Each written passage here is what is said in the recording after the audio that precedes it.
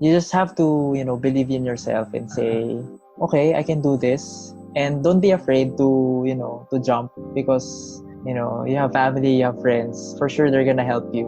So it's just a matter of setting your mind towards the goal and, educate yourself. So never stop learning and always be creating something every day.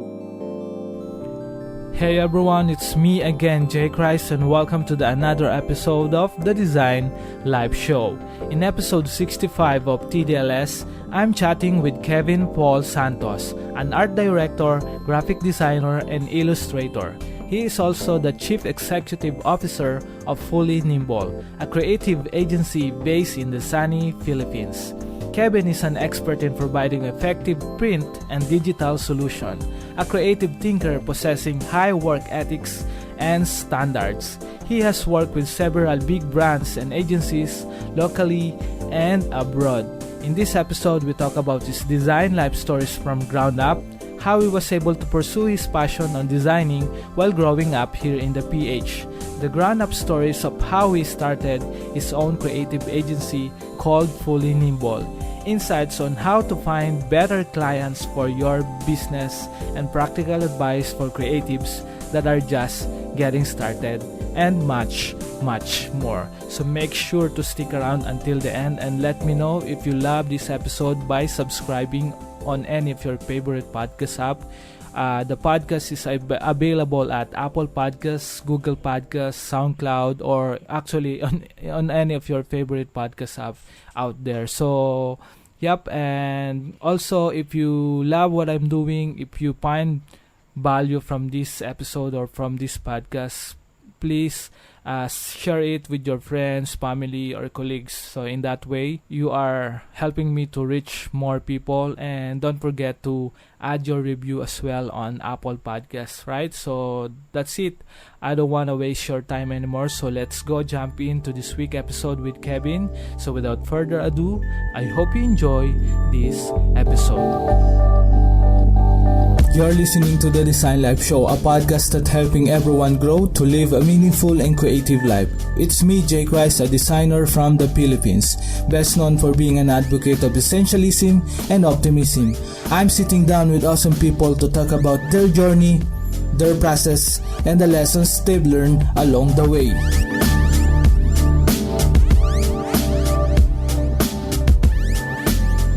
Hey everyone, it's me again, Jay Christ, and welcome to another episode of the Design Live Show. And that's the title of the podcast. And I wanna welcome you to another episode of the podcast. And I'm super stoked right now. Actually, we're recording it at 9 p.m.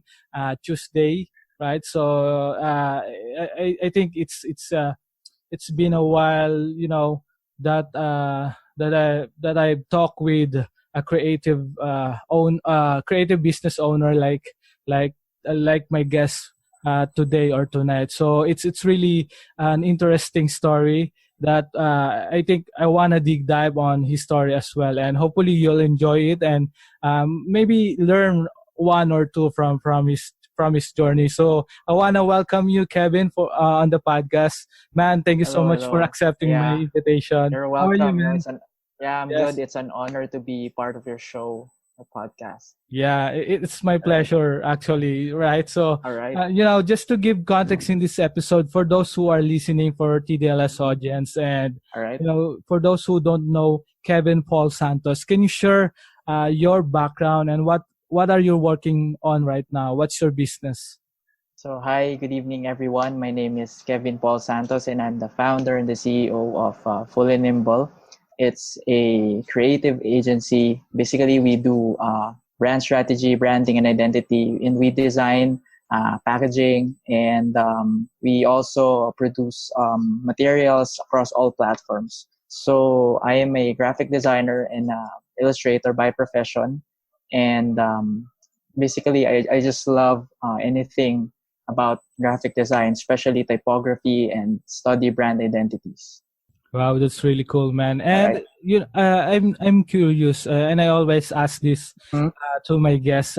What's the experience growing up as a Filipino kid, growing up in let's say in a conventional country like Philippines, so to Mhm. speak. Can you share your experience, before getting started when it terms to your passion on designing? Can you share that? Okay. Tell us All that. right. Yeah. Okay. So I grew up in a not really rich family, but very just a normal and well-off family. Mm-hmm. So even before, I was fascinated with anime. So when I was a kid, I keep on watching different types of animes. Usually, Yeah. the ones that being shown on GMA or ABS-CBN, those Yeah. kinds of networks. And then I started to discover my passion in arts when I was in, I think, preparatory school, preparatory level, Mm-hmm. kindergarten. So there was this drawing contest, and I decided to join and just draw anything. Wow. So yeah, I joined the contest, and apparently I won. Mm-hmm. So and then growing up, I was exposed to different fields of arts, or should I say design. And when I was in high school, I became part of, or sorry, elementary, I became part of a publications of our school, which basically my task is to draw and be part of the what's this editorial cartooning department. So when I was in college, medyo naglaylo yung Uh-huh. design pagiging, or I should say the designer illustrator part, and I Mm-hmm. was into music. So I started a band. So I play the guitars, and then when I was almost graduating from college, I decided to just explore on Photoshop. So that was 2011, 2011. And we had this thesis in school. Basically, I graduated from IT, information technology, and we have this Yeah. thesis, and we developed this system Mm-hmm. for a client. So basically, I entered the course which I don't really like, which is programming. So Uh-huh. I'm not into programming. I Yeah. hate codes. Uh-huh. I hate writing codes and thinking super technical stuff. Yeah. So Mm-hmm. uh, I decided to, like, okay, I'm gonna take on the hat of being a designer. So that was actually my first, or should I say, second or Uh-huh. third try to explore Photoshop. So basically, I downloaded Photoshop, and then Uh-huh. um, we as part of a thesis group. So my other classmates was doing the code, and I decided to work on the design or the user interface. So basically, I started my design career being like a user interface designer, Got it. which wasn't even a term at that time. Yeah. Which Yeah. it may be a term, but I Maybe. don't really Yes. understand it yet. So Uh-huh. basically, I designed the whole interface of our system, Got it. and yeah, and apparently, to my surprise, we got a very positive feedback from our professors and all the people that have seen our work. So I realized, no, maybe this is really what I was, what I was really talented, or something, or this is what I was really born for. So designing.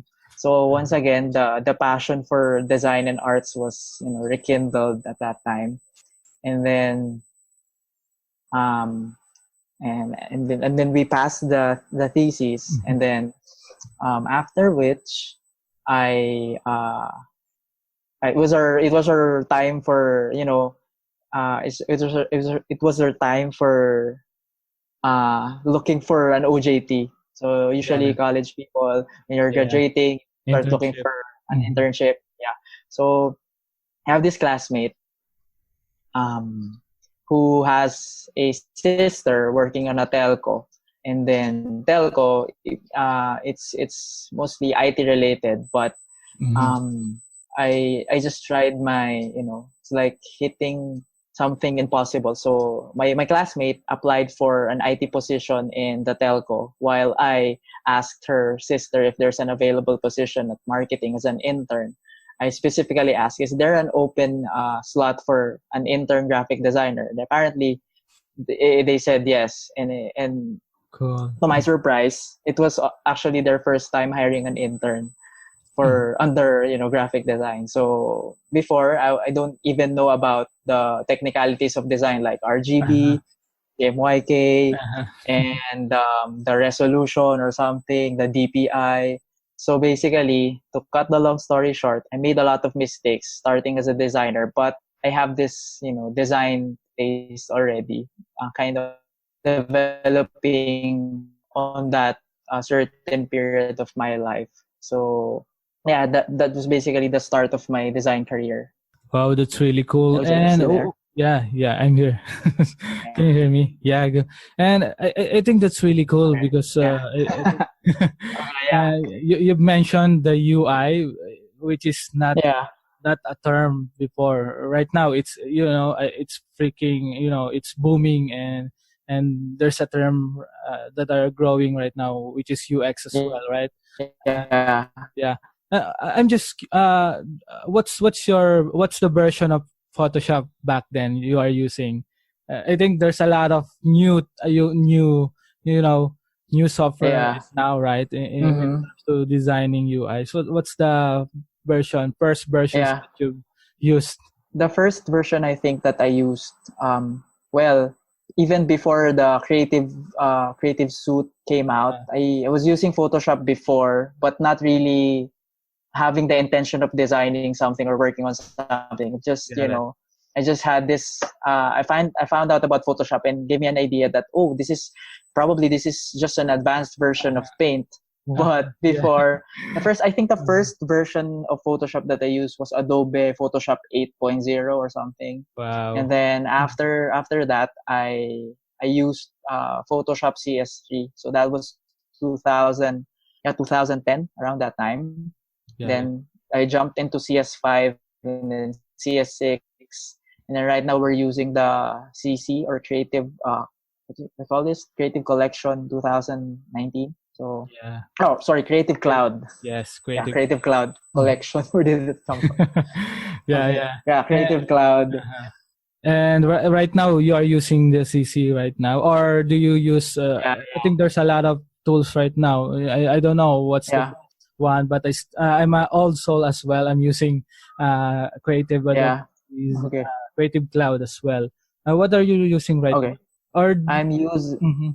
I'm currently using CC 2018. Got it. So for Wow. me, it's the most I think bug free or Yeah. updated version or the safest version to use based on the OS that I'm using. So Yes. So for I think 10 years before, right? So it's been a mhm. long journey for you. Yeah. When did what's going on? What's running with your head when when you started doing more UIs than illustrations? I think one of your background or best asset is doing illustrations, and then you transition into UI. What's running in your head at that time, or you just do it? Is there any internal motivation, or is there any background story behind that? Oh, see. Uh, so to clarify, so UI is not really my Uh-huh. forte. So Got it. before I started illustrating, but the Mhm. basic tools I use paper and pencil, and Uh-huh. then I wasn't really open yet to the idea that I can turn my sketches into something into digital. Yeah. So perhaps drawing before for me was just a pastime, just to express my love for anime or something. But then my first encounter in Photoshop, as I mentioned a while ago, was when I designed first formal design. First formal encounter in Photoshop was designing UI. So basically, I just saw the need of of our team at that moment that there has to be, all the buttons are working, all the features are working, but I think what lacks at that particular moment on our work was the beauty. I mean, Mm-hmm. was to even make the buttons, clickable or something to, make it really presentable to the client, because all of the work before, without a good user interface, they all look the same. All the works of our classmates, even to their other groups on our class, they all look the same. So I was thinking of a way on how to make our work or make our project stand out among the rest. So I decided what if I try, to design the user interface for this so that it's gonna be more presentable when we present it to our, client. So how did I transition? It wasn't really easy. I mean, I think it's like I'm still exploring my style, or what do you call this, my niche in terms of design at that time. So yeah, basically that's the story. I started with UI. My official design career started as, started in designing a user interface for a college project. So yeah. Got it. And that's really cool. And how do you, I think right now, are you founded FullyNimble, right? So Yeah. it's a creative agency, right? It's Yeah. correct, right? So Yeah.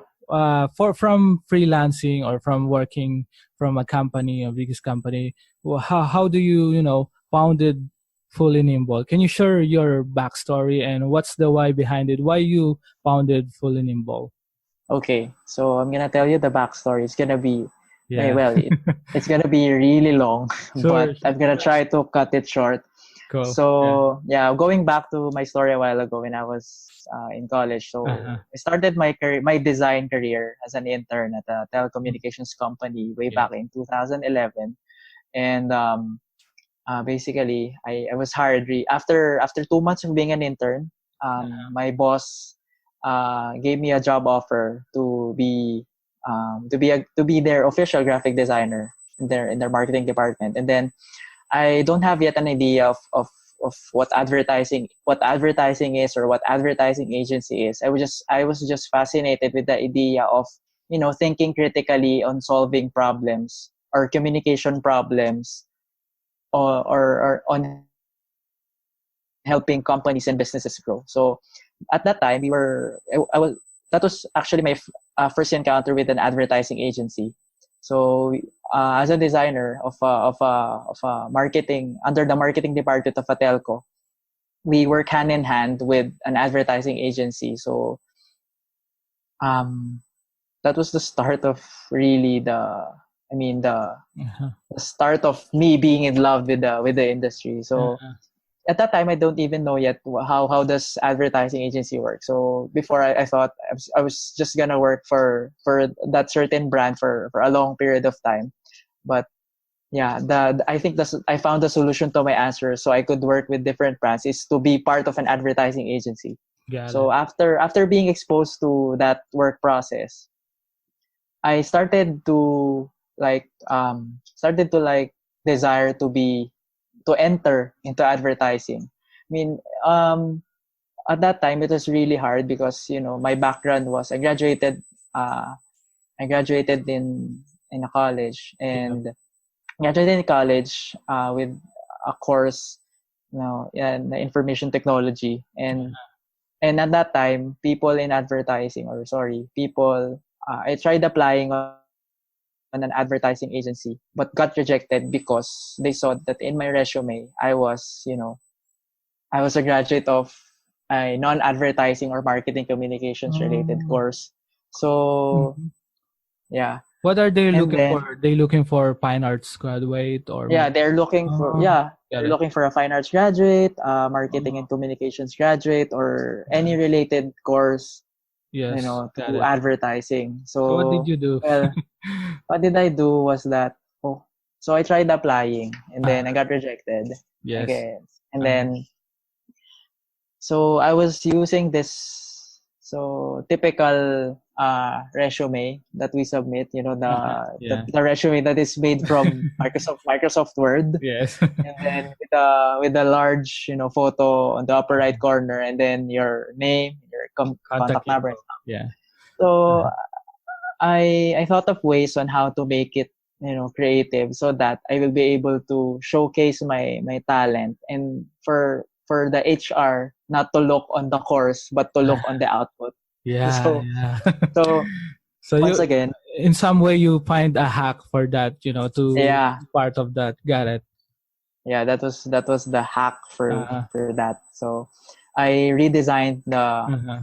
my resume. So I illustrated myself. I made it like a chibi character, and then I sketched it on paper, and then I converted it into a digital format, and then colored it on computer, and then placed uh, my what's this contact info, my experience, Uh-huh. my let's say award or anything on the side of the illustration.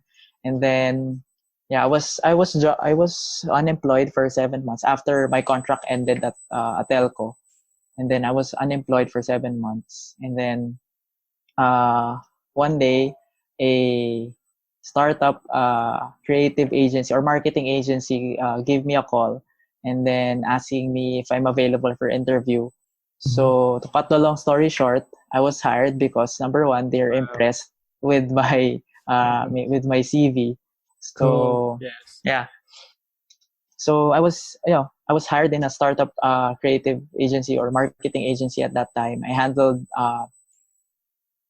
handled brands such as Coffee Bean, Redbox, Wingstop Philippines. So that was around 2013. So at that time, I was exposed to a startup agency setup. So basically, I got to learn the passion that's at work on that agency.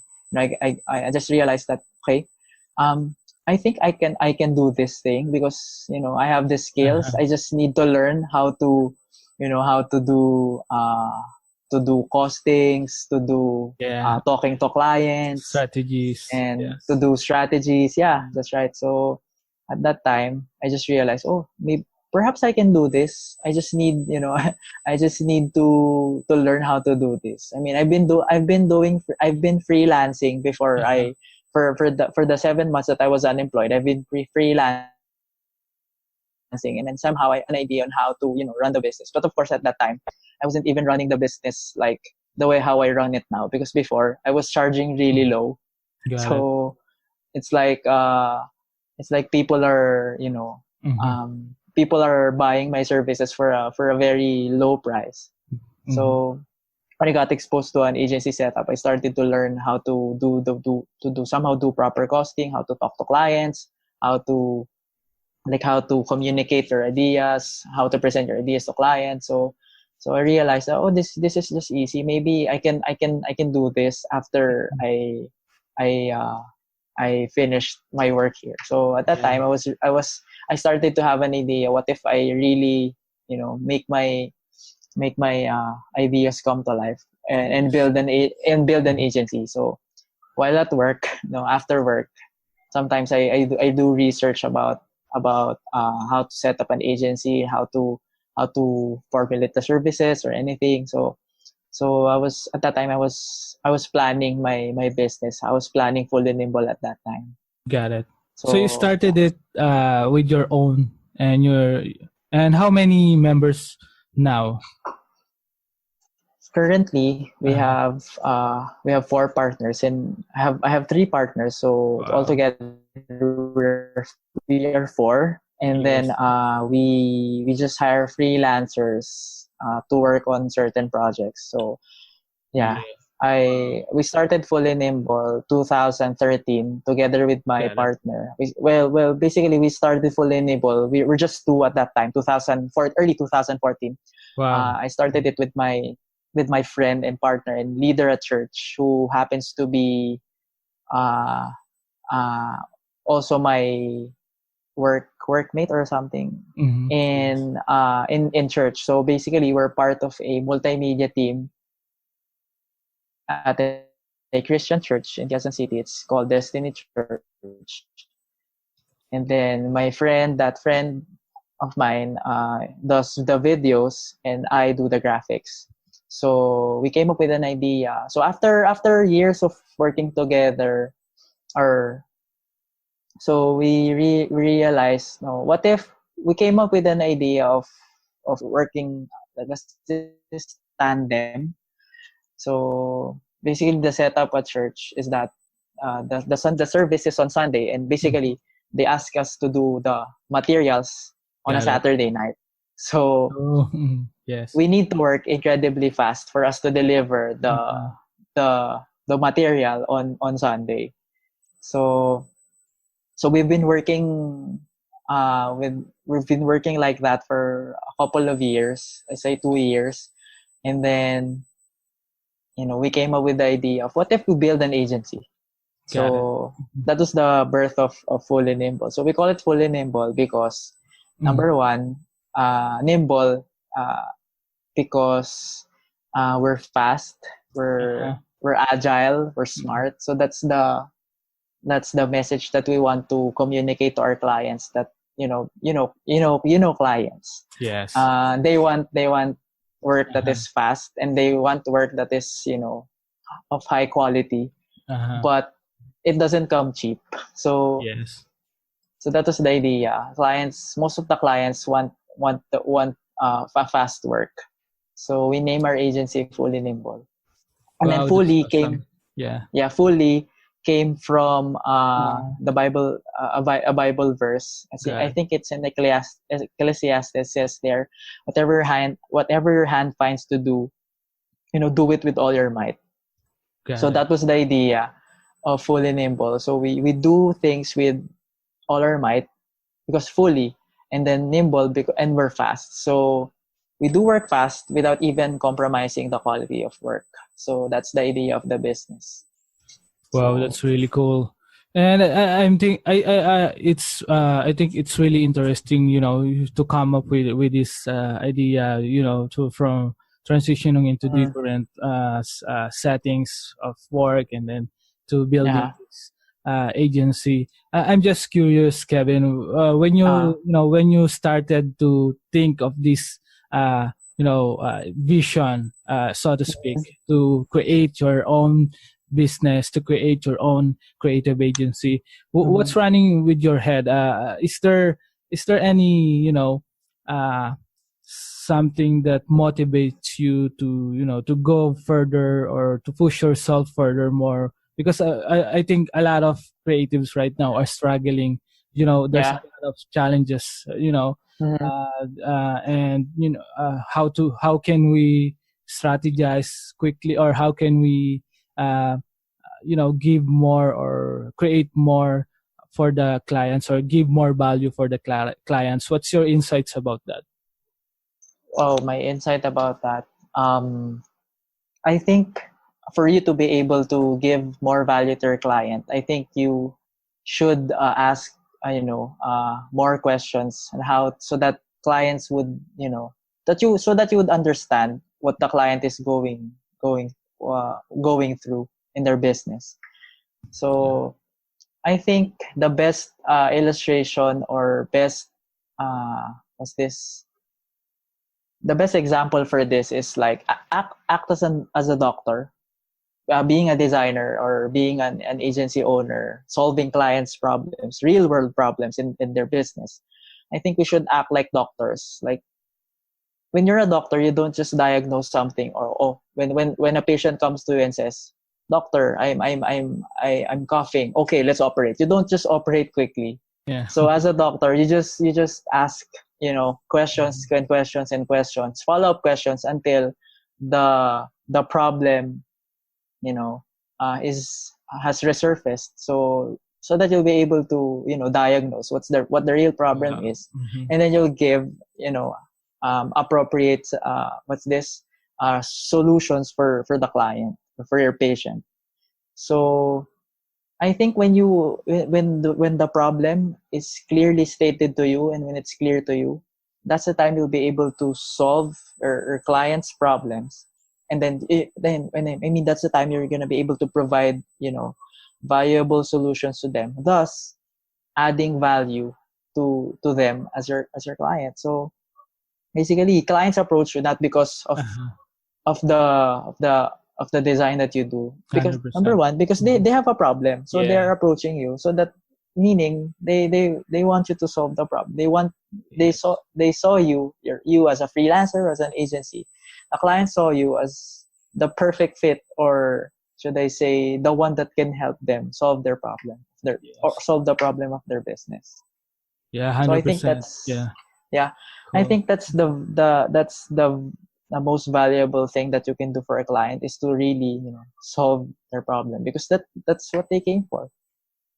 Yeah, yeah, and I think that's really valuable. And for those creatives that are struggling Mm-hmm. to shift that mindset, what's your formula for that? I think we've let's say I'm also a computer science or an IT Mm-hmm. graduate, right? So and Okay. we don't have any business background, something like that. Yeah. Do you have Yeah. any formula or something that uh, give your head to shift from being a order taker to to being a solver. What's your insights about that? Okay. So basically, shifting. Well, it all starts with the mind. So Uh-huh. actually, it's not really easy. I'm not saying this. I'm saying Mhm. this not because I don't experience problems or I don't Uh-huh. get discouraged daily. Of course I do. I still Yes. do get discouraged daily. But We all do. it's just a matter of, Uh-huh. setting your mind, just eyes on the goal, and have a clear vision of where you want to go, or where you want to be in the future. So it's good that you identify your current state as of the moment. Okay, I'm Uh-huh. here, and then point towards where you're going. So I think that's the most important thing, is that you just have that vision, you know, really clear into your mind, that of where you want to go. There's this verse in the Bible. It says there, without vision, people perish. It's in Proverbs. So people without vision, they perish, Got it. and that's I think what we really need as creative people is we need to have vision in our lives, vision in, or especially vision in the way how we solve our clients' problems. So when you have vision, there will be provision. So just see things differently. Just see things beyond, the circumstance, and then you just have to, and then you'll be surprised. You're gonna smash through walls of problems, and you'll grow from there. So I think vision is the most important thing to be able to transition smoothly. I think it's not gonna be easy. Yeah. That's for sure. Yes. But when you have vision, you just have to focus on it, and you'll be able to break through whatever it is that you're facing. So yeah, Yeah, that's really cool. And just to add that, I yeah. think it's more cool. It's more appropriate that you have Okay. more questions than answers, right? So I always saying this for have more questions or ask better questions, and Yeah. that way you will find better solutions for your problems, Yeah. even though for your life in general or business related, right? So it's really Mm-hmm. cool that you mentioned that, and I'm really digging. I'm really connecting with that statement. Mm-hmm. So, Kevin, you've mentioned we've been even though you are doing a lot of cool stuff, you're working with big brands. There's always challenges and adversity, right, or uncertainty, right? So, what's your biggest challenges as a creative agency owner or as a CEO, and how do you overcome it? Can you share for TDLS audience if you don't mind? Okay.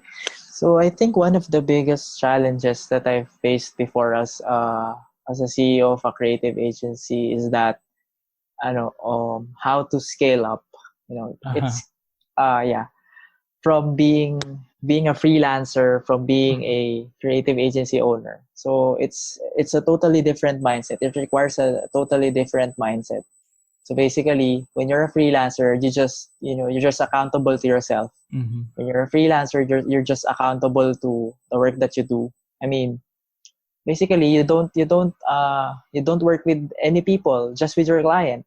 So that was a challenge before. So I even before I started the agency, I knew that I'll be doing this.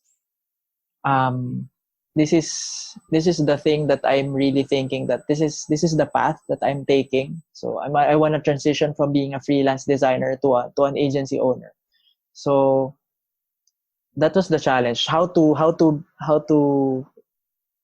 make the big leap, should if that's the term, how to make the big leap from being a designer, from being a freelance designer to being an agency owner.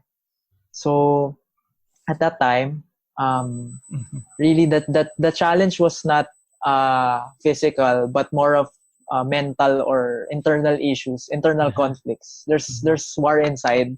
I mean, there's fear, there's discouragement. So I think, how did I overcome it? Number one, I prayed about it. Yes. I asked the Lord, so if I'm gonna do this, like, is this really your plan or your will for my life, to for me to start my business? Because deep inside, I already know that I'm not gonna work as an employee. So there's no choice. It's either I work for someone, or I start my business. So, and being an employee at that time was not even really a choice for me. When I was starting, after I resigned to my job, I told myself, okay, this is the last time that I'm gonna apply, and the next thing that I'm gonna do is that I'm gonna make a business and make it big. So I was doing freelance work, and then the challenge was really, how to jump. So how did I overcome it? Number one, I prayed for it. Number two, I planned. Got it. Number three, when I gained confidence, so as I was working with different clients, somehow it gathered confidence. Now maybe I can really work on this. I can really make this thing kind of big. So yeah, at that time, it's just a matter of decision. So I decided, okay, I'm gonna take a leap. So I talked to my partner, okay, let's start a business. You do the video, I do the graphics. So at first, there was this challenge that we faced for the first time. We don't have money. So basically, whatever project comes to our doorsteps, we just take it. So we even, at that time, when the identity of our company is not yet clear, that we're not yet labeling ourselves as a creative agency or as an advertising agency, we accept wedding videos before. Get it. So it was a time that, okay, we don't have money, so we need to accept this project to sustain the company. So we took the leap, and then we do wedding projects, and then the money that we got from that wedding project, we save it. And then we got another wedding project, and then we saved the money, and then that's the time that we registered our freelance business into a real deal or legit business. So we registered it in the City Hall and BIR.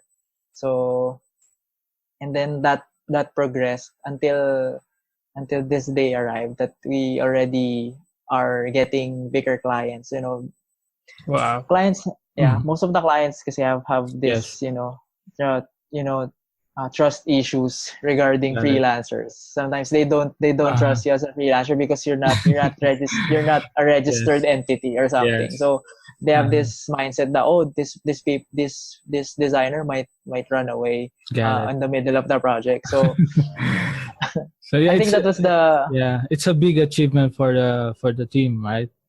Yeah, so we registered the business, and then upon registering, we just realized, we're starting to get bigger clients. What's the first big clients that you had? What's The the first, what's the brand? first, the first big client. Can I say the brand name Sure, here? no worries. Sure. Yeah. The first big client that we got was Meralco. So they asked us Wow. to do an Yeah. internal video for their event. Cool. So it continued and progressed from there until we Uh, got bigger brands, and then cool. yeah, in And the retail, rest is in history. and the rest is history. Yeah, yeah, that's really cool. And I think when I'm listening to your story, with the journey of Fully Nimble, how you get started, and I remember the time when I'm just when I'm in a corporate world, trying to build my own, trying to build Mm-hmm. my brand, my personal brand, and that's really fascinating for me as well. And it's really, I think it's really very very helpful for every creative professionals out there that who are Mm-hmm. trying to build their own own business or own creative Mm-hmm. business. And Kevin, for those a lot of adversity, a lot of fun things that you are creating right now, and a lot of Mm-hmm. uh, things that happen for over 10 years. Is that correct? Right. So Yeah. what's your what's if we go back when you're just getting started, when you are Mm-hmm. young, what's your best practical advice for your younger self? And I'm asking this because for those who are just getting started or want to build Mm-hmm. their own business, and I want to know what's your best practical advice for them. Practical advice is that have a dream, have a goal, and study. And then you just have to believe in yourself and say, okay, I can do this. And don't be afraid to to jump, because you have family, you have friends. For sure, they're gonna help you. So it's just a matter of you know setting your mind towards the goal, and yeah, educate yourself. So never stop learning and always be creating something every day. Yeah, So that's it. yeah, That's that's really it. cool. Thanks, man. Before we wrap up the show, and I just want to ask you a few more questions, right? So, Okay. as a CEO of Fully Nimble, do you have any Okay. specific routines, or what's the day of Kevin as a CEO or as a designer? Can you share that for TDLS audience? So okay. So what do you mean? What's the day of? Yeah, what's your day-to-day routine? Let's say, Day to do day you wake routine. up for at 5 a.m.? Like I No, heard this a lot for millionaires or not successful really. person, right? So So what's your routine? well, not yet that that millionaire person that Yeah. you're thinking about. Still on the process. But Uh-huh. my daily routine is that I don't wake up at 5. I usually wake up at, I think, 7 or 8, because I sleep late Wow. at night. Yes. I Cool. sleep late at night because Uh-huh. I'm still studying, I'm still watching tutorials on YouTube, or reading some articles that are related to design, related to business. So I usually start my morning at 8 a.m., my day at 8 a.m., and I read in the morning. And then I just started, adding exercise to my routine just a while ago. Uh-huh. So after workout or exercising, I go to the office, and then I spend my day, basically replying to clients, doing the design work, or just talking to people, and and then after that, I after office hours, so which basically ends at around 7 or 8 p.m. So that's how Uh-huh. my day works. So as at FullyNimble, our office hours is from 9 a.m. to 6 p.m. But I Mhm. usually go beyond the office hours, because Mhm. I still um am checking a lot of work, to making sure that everything is delivered to the client or something. And then once I got home, I eat dinner, and I start to read and read and read books and articles, Mhm. to feed or to learn something new, because we need that especially in our field, because the design field is really Yeah. what's this? It's really evolving. It's evolving really fast. Yes. So we need to catch up on reading and creativity, and that's where we get ideas from reading. So Yes. for us to be creative, or to be what's this expert in our own industries or craft, we need to feed our mind. So because if you don't read, or if you don't expose yourself to the materials or creative materials required in your job, and then basically you don't have anything to to pour out, or you don't have any output. So 100%. yeah. What are you reading right now? What's on your plate for for books? So under my reading list, so I'm currently reading this book, since I'm entitled Personal MBA. So I'm equipping or developing the my business side, because I would admit I'm not really a good businessman yet, so I still have a lot to learn. So I'm intentionally feeding myself with business related material, so that I know the language when I talk to clients. Basically, the designer part was honed through the years, starting when I was a kid, but the business side is Just with kept having growing.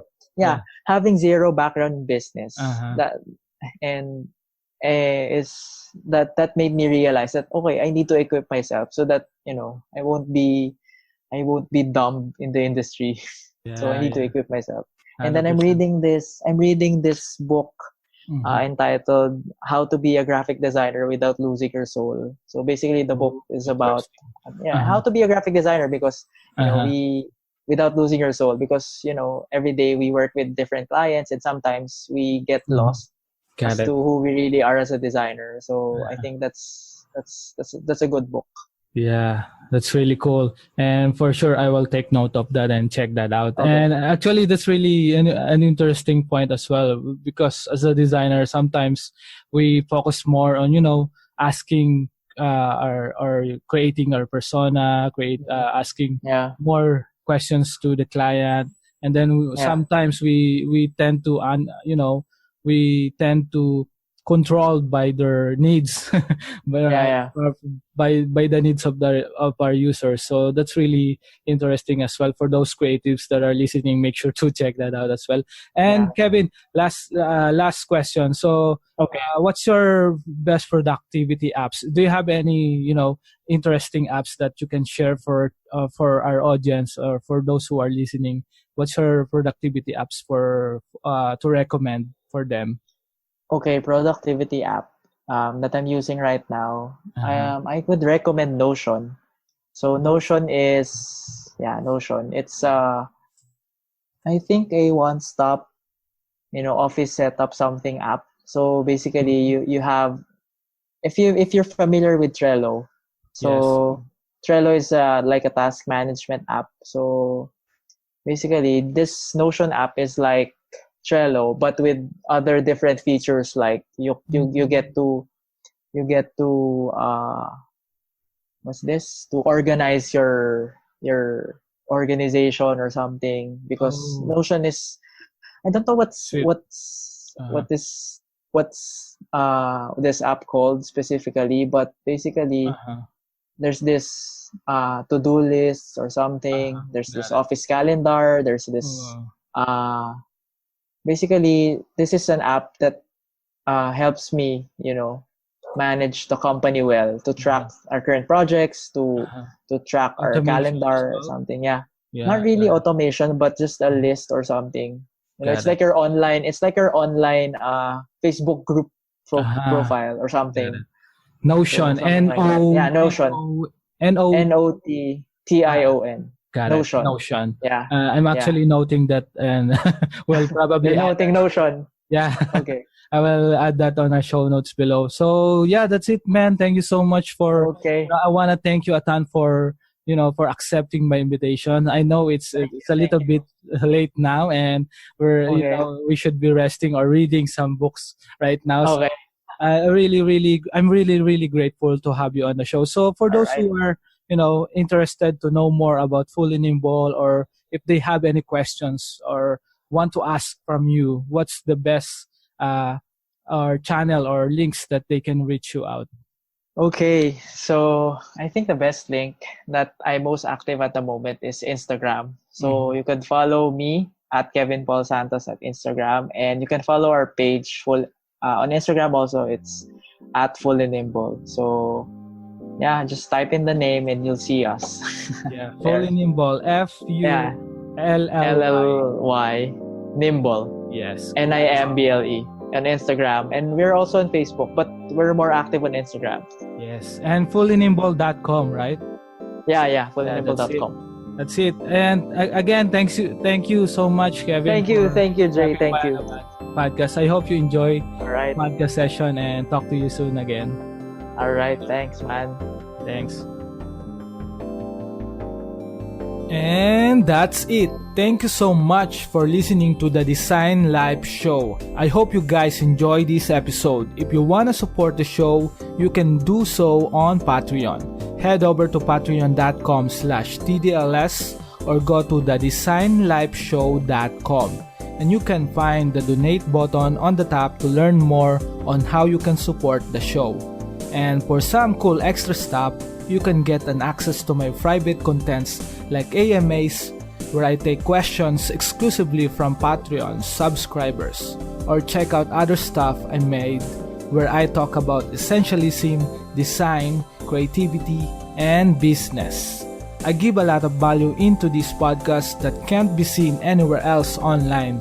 Again, that's patreon.com/TDLS. Thanks for listening to the show, and talk to you guys again next week.